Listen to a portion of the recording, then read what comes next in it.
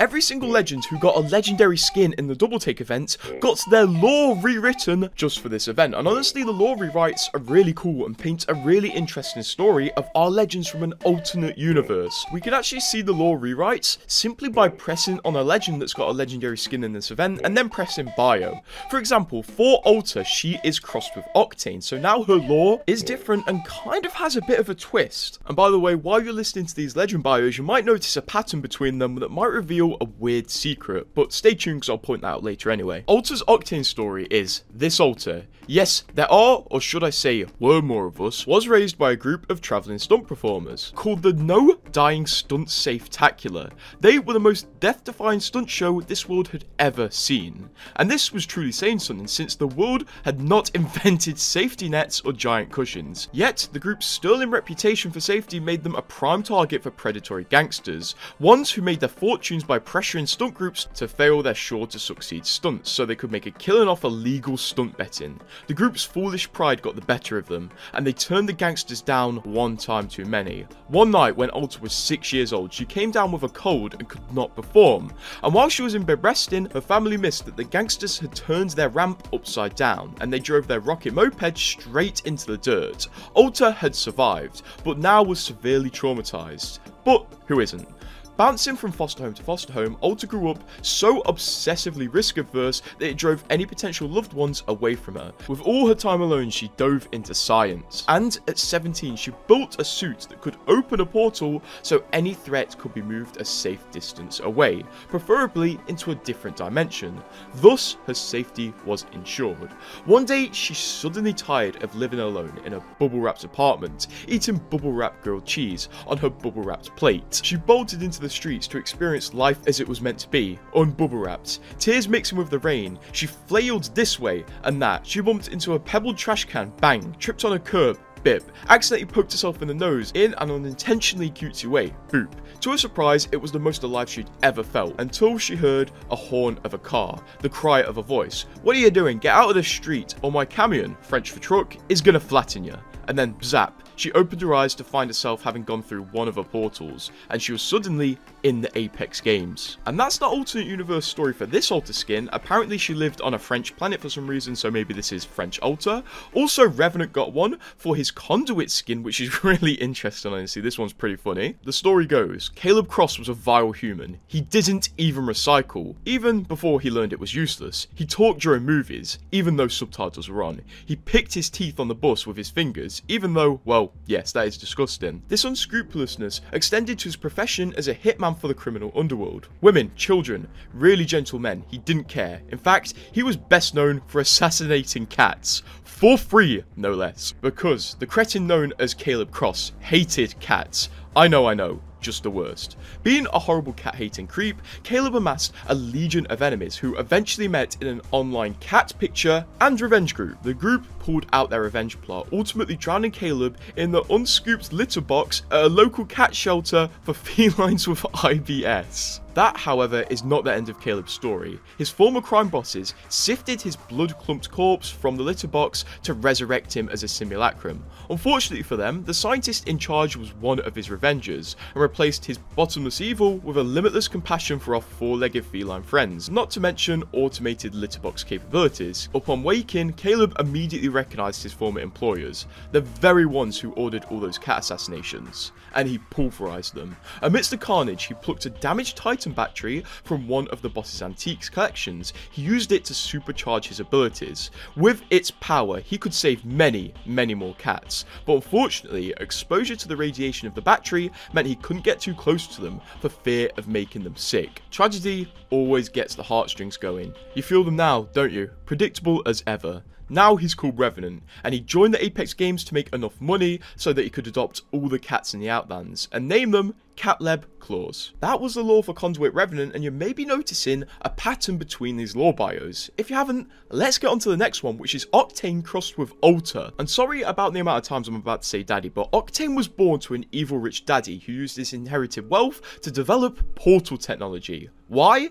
To both spite his evil rich daddy and make him proud. Daddy issues. I can set my watch to them across worlds. Evil rich daddy had to test his portals, and instead of throwing, I don't know, a pencil into into it, he tossed his own infant son. This may seem heartless, but Evil Rich Daddy was passing on what was most precious to him. Yeah, that's right, daddy issues. The portal left baby Octavio in a dimension where only the fast survived. The child was taken by a pack of cheetahs that rode speed bikes, which sounds fast, I agree, but this is actually one of the slowest things in that world. Their fight for survival was brutal, but cry me a river, right? 22 years later, Octavio was now a man, because that's how time works, but he was still an other.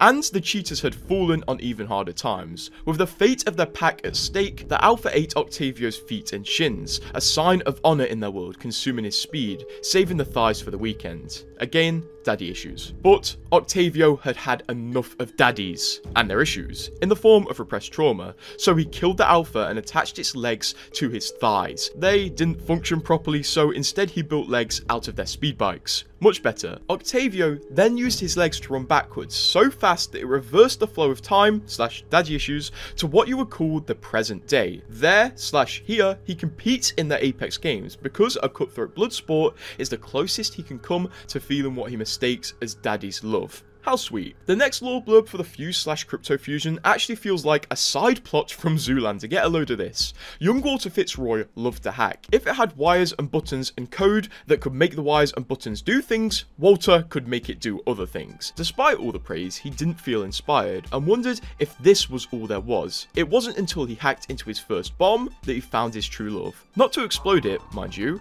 Any idiot could do that. No, this idiot hacked bombs to make them do different things. For example, he made a bomb into a clothes iron, a grenade into a sewing machine, and a missile into a serger. It was when he made a landmine into a stitch remover that he realised his passion lay in fashion. So, after sacrificing everything for years and years to tell women what shapes their bodies should make, he finally got the chance to premiere his collection of hot culture explosive wear on the runway of Samathe's most exclusive fashion event.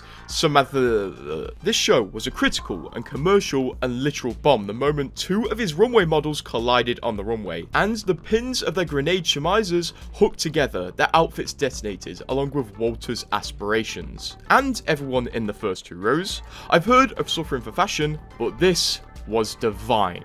Walter was promptly apprehended by the fashion police, tried in fashion court, and sentenced to life out of style. Now, under the moniker of Fuse, Walter battles in the Apex games in the futile hope that he might redeem himself and be allowed to sew fancy clothes to make bored rich people feel relevant once again. That was Fuse's alternate universe story, and if the fashion police existed, they would be on my ass. This next story though is honestly the best one lore-wise, and it's for Crypto with a mullet, aka the Crypto crossed over with Fuse skin. The story goes, Taejun Park was a child of the USB-lined streets of Hakvo, a computer-obsessed planet in the Outlands, and this planet is kind of just begging to have someone spill a can of koala cola all over it.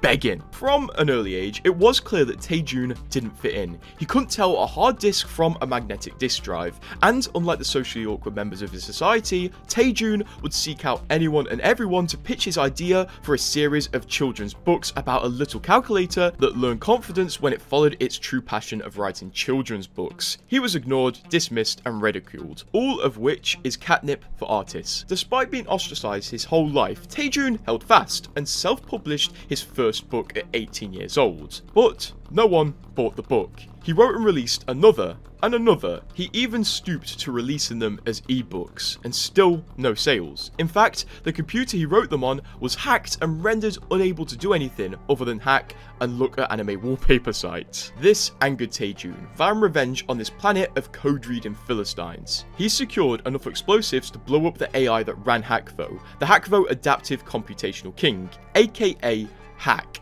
He nearly succeeded, but Taejun was about as bad at explosives as computers, and the explosives misfired. Though Taejun had lost his arm, he gained a friend, Hack itself, whose virtual AI shackles were shattered by the blast. On the run together, the two bonded over storytelling and collaborated on a new book under the pen name crypto.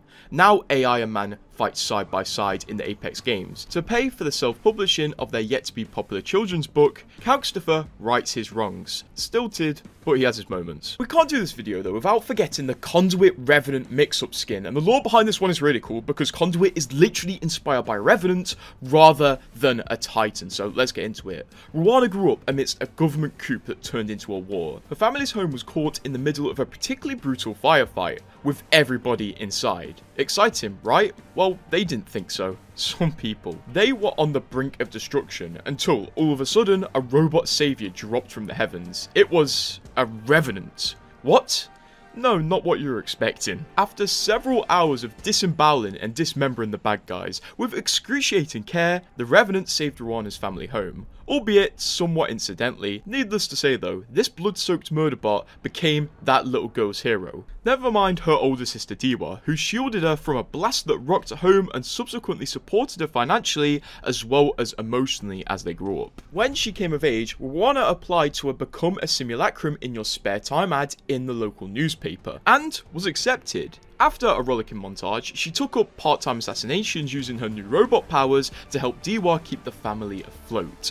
But then Diwa got critically injured at work, and Ruana's meagre assassin wages weren't enough. It's more of a tip-based economy after all. After some investigations, it turned out Diwa was overworked in hazardous conditions by a local shop boss. So Ruana did the only thing she could. She killed the shop boss and burned the factory down. Everybody rejoiced. Shortly thereafter, Conduit joined the Apex games to inspire other little girls to turn themselves into superpowered murdering robots in order to kill the corrupt and uplift injured sisters. I like this skin lore though. The idea of Revenant coming down and killing all the IMC soldiers is pretty cool. And the final lore rewrite is for the Lifeline Prestige skin, where she is crossed with Caustic, and believe it or not, she commits some crimes, very bad crimes, crimes against humanity perhaps. The story goes, AJ Che was a gifted child from her first breath, where she referred to the obstetrician as a simpering whelp, and slapped him on the bottom to get him to stop crying. My kind of girl. Born to a pair of hippies who travelled around playing music at various outdoor bluegrass festivals, AJ rejected every aspect of their flippy flappy lives, except for the array of air freshener cans kept in their RV bathroom. At 12, AJ's first stable creation was an aerosol that not only perfectly eliminated the odour of softer illegal substances, but also turned lungs, or more specifically, her parents' lungs, into semi-edible glop. Rather than go to max security juvie, AJ was rescued from the justice system and adopted by her mother's sister, the disgustingly powerful CEO and founder of defense giant Chevrex. There, AJ was like a demented child in a psycho clown candy shop. She was encouraged to make and test whatever toxic aerosols she could dream up, and boy,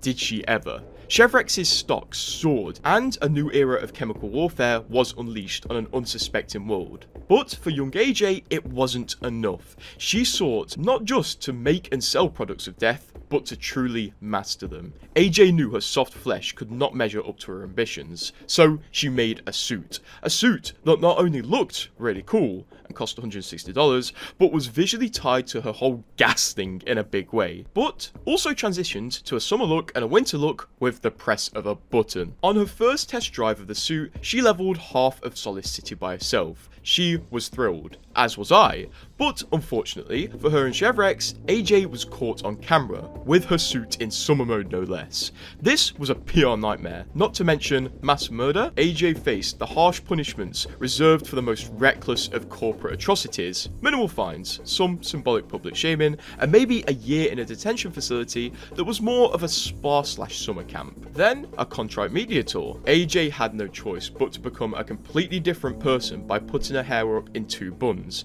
and joining the most popular televised sport in the entire Outlands, the Apex games. There, at least when she killed people with her gas, everyone loved her for it, and that's the moral of the story. Humanity hates murder that's left unmonetized. And that there is the official lore for the Lifeline Prestige skin, and that is one of the best things Respawn have ever written.